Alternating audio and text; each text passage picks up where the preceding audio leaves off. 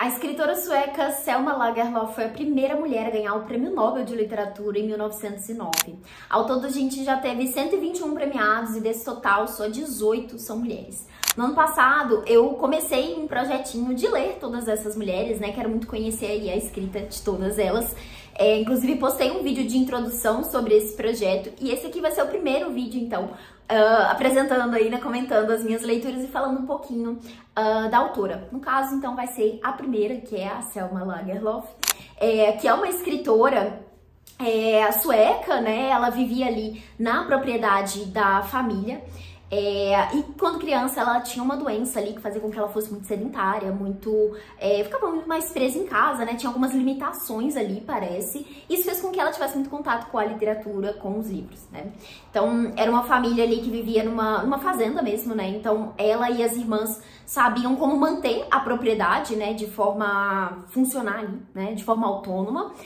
Mas o contato que elas tinham com o estudo, né? Com instruções, era muito limitado, né? Isso estava limitado ali ao que a governanta da família passava para elas. Mas a Selma resolve pegar dinheiro emprestado e ela se muda para a capital da Suécia e estuda ali por 3 anos para se formar como professora, que era ali uma das pouquíssimas profissões que as mulheres poderiam exercer naquela época. Então, ela faz essa formação, né, começa a atuar como professora, e é só depois da publicação do primeiro livro dela, que é aí aos 33 anos, que faz um grande sucesso ali, né, parece que depois de uma reedição do livro em outro país, o livro começa a fazer muito sucesso e ela começa a ver essa possibilidade ali, né, de viver do fazer literário.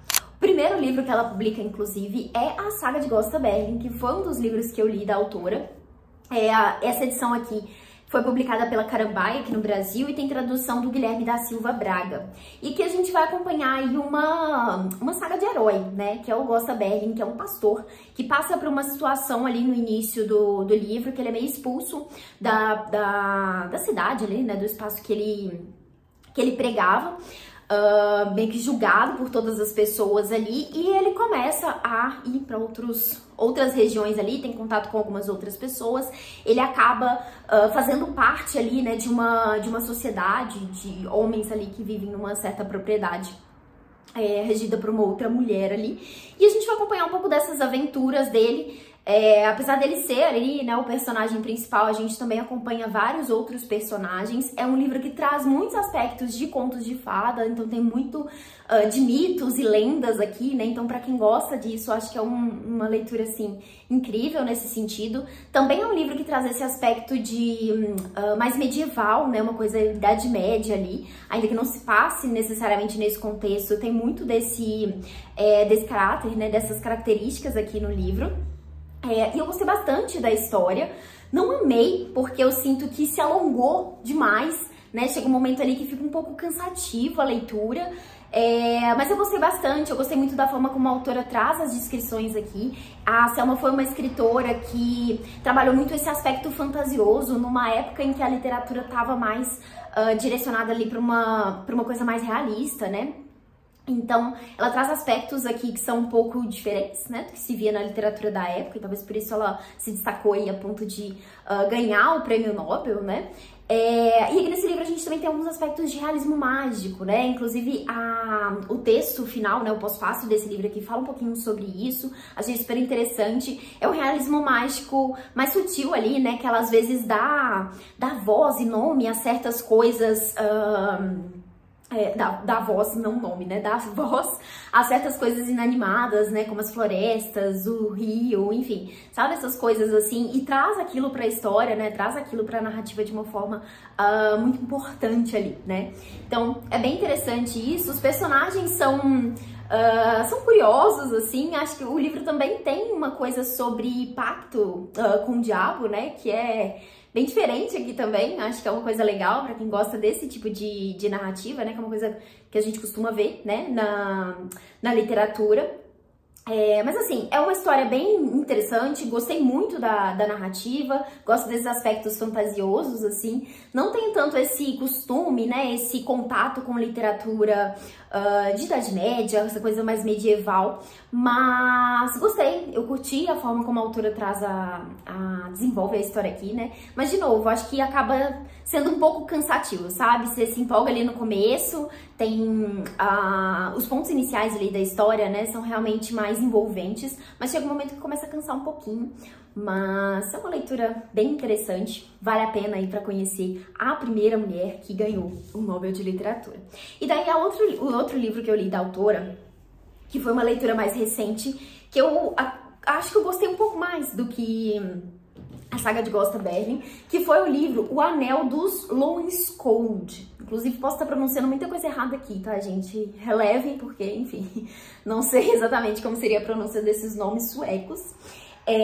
Mas esse livro aqui, ele foi publicado em 1925 e ele é uma trilogia, né? Mas só temos aqui no Brasil a tradução desse primeiro livro, mas pelo que eu entendi, assim, tendo finalizado essa leitura aqui, são histórias fechadas, né? Não é necessariamente uma sequência ali, sabe? Não tem nenhuma ponta solta aqui que você fica, nossa, quero ler a continuação. Gostaria de ler a continuação, porque eu gostei bastante disso aqui, mas não me pareceu, né, que tem esse gancho, assim, para um próximo livro. Então, o que a gente tem aqui, né? Essa história de um anel, que eu acho que é uma coisa que remete a vários outros livros aí, né, de fantasia. Aqui a gente tem esse cara que é um general, esse general Loenskjöld, que ele ganha esse anel do rei, e um anel super valioso ali, e ele era um cara ali super rígido, enfim, muito conhecido na região também, muito respeitado por todo mundo, e ele pede que quando ele morrer, ele quer ser enterrado com esse anel. E é um desejo que a família atende, né, apesar de muita gente achar que isso não ia acontecer, ele é atendido nesse desejo. Só que acontece que alguns anos depois, acho que uma outra pessoa vai ser enterrada ali também, né, no mesmo espaço. Então, o túmulo dele ali, né, esqueci qual é o outro nome pra se dizer isso, mas tá aberto. E aí, nós temos, o livro começa justamente nessa parte, esse casal que resolve roubar o anel. Então, eles roubam o anel desse morto.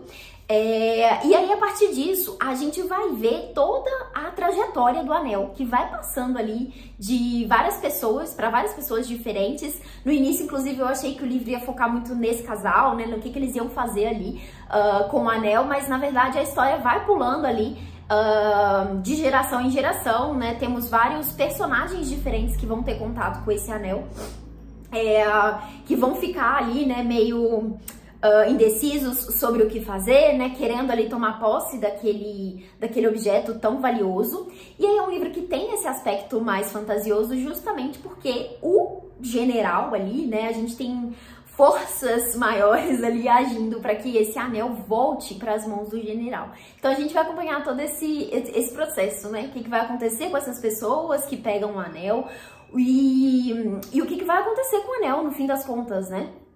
Então, assim, eu gostei bastante, eu acho que esse aqui é um livro mais curto, né, então foi mais fácil de prender, de me prender ali na história. Eu gostei dos personagens, né, ainda que eles apareçam de forma pontual, assim, não tem um desenvolvimento aprofundado de nada ali, né, de nenhum dos personagens, quero dizer, mas ainda assim a gente consegue ter um desfecho de cada um deles, entender as motivações de cada um, então achei super interessante a história e realmente acho que gostei mais dessa leitura aqui do que a saga de Gösta Berling. Então é isso, foram esses dois livros que eu li da autora, mas aproveito para deixar aqui duas outras indicações que são livros que tem interesse em ler. O primeiro deles se chama A Viagem de Niels, esqueci o sobrenome, mas vou deixar a capinha aparecendo aqui, que é um livro infantil da autora, que me pareceu super interessante também, fiquei curiosa para ler.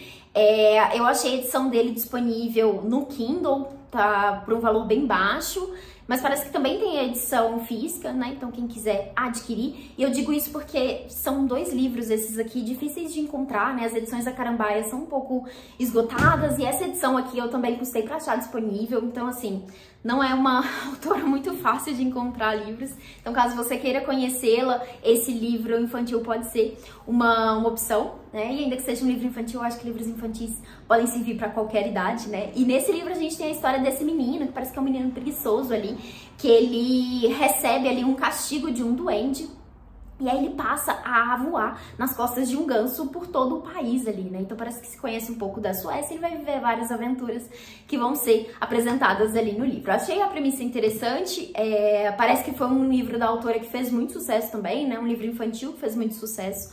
E fiquei curiosa para ler também. E daí o outro, que se chama A Carruagem Fantasma, que foi inclusive um livro encomendado por para um órgão ali da Suécia. Deixa eu até conferir aqui, porque essa informação tá no texto final dessa edição aqui. Ele foi encomendado, foi um pedido aí, né, da Associação Sueca de Combate à Tuberculose. E nesse livro, era pra ser um conto, né, acabou se tornando um romance, tem esse personagem que ele morre de tuberculose na véspera do ano novo, no ano novo, enfim. E aí ele é condenado a conduzir essa carruagem, né, com todas as outras pessoas ali, no ano seguinte. E aí ele meio que, parece que tem toda essa história dele ser perdoado ali, né, dos erros e dos pecados dele a partir desse contato, do amor, do afeto das outras pessoas que estão ali na carruagem. Foi um livro que foi adaptado para o cinema, inclusive por um cineasta, que aparentemente é um grande cineasta sueco, que é o Victor Sjöström. Provavelmente não é assim que pronuncia, mas enfim, esse filme, a adaptação tá disponível aqui no YouTube, o filme inteiro, caso você tenha interesse em assistir também. E eu encontrei uma edição desse livro, de uma editora que eu não consegui entender qual que é, mas tá disponível no Kindle Unlimited. Então fiquei curiosa por esse também, achei a premissa legal. Ainda mais tendo sido um pedido, né, de uma associação tão específica, enfim, relacionada a uma doença. Achei curioso, então tá aí outros 2 livros da autora que podem ser interessantes aí de conhecer e que tá na minha lista aí, né? Eu realmente gostei de explorar aí, né? De conhecer essas 2 obras da autora, de saber um pouquinho aí, né? Da vida da Selma, que era uma escritora que eu nunca tinha ouvido falar e agora sei aí que é a primeira mulher que ganhou o Nobel de Literatura. Bom, eu espero que vocês tenham gostado de saber um pouquinho dessas experiências de leitura. Me conta aqui embaixo se você já conhecia a autora, se você já leu alguma coisa dela ou se você se interessou em ler a partir desse vídeo. E aguardem aí próximos vídeos, né? Vou fazer um sobre todas as mulheres, eventualmente. Vou criar uma playlist para vocês conseguirem acompanhar todos os vídeos. Ainda não sei se vou seguir lendo em ordem, né? Para ler aí a segunda, a terceira, ou se vou fazer de forma aleatória, né? Lendo as mulheres, enfim, de anos diferentes, mas seja como for, quero muito dar sequência nesse projeto e continuar aqui com esses vídeos no canal. Espero que vocês tenham gostado, desejo boas leituras por aí e até a próxima!